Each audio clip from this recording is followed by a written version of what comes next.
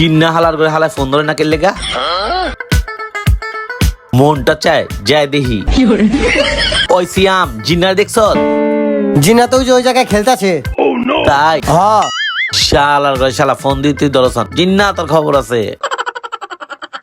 তুমি দিও না গো বাসর ঘরের বাতি নিবাইয়া, আমি অন্ধকারে বন্ধ করে যাব মরিয়া। কিরে তুই মারলি কিনলে আমারে?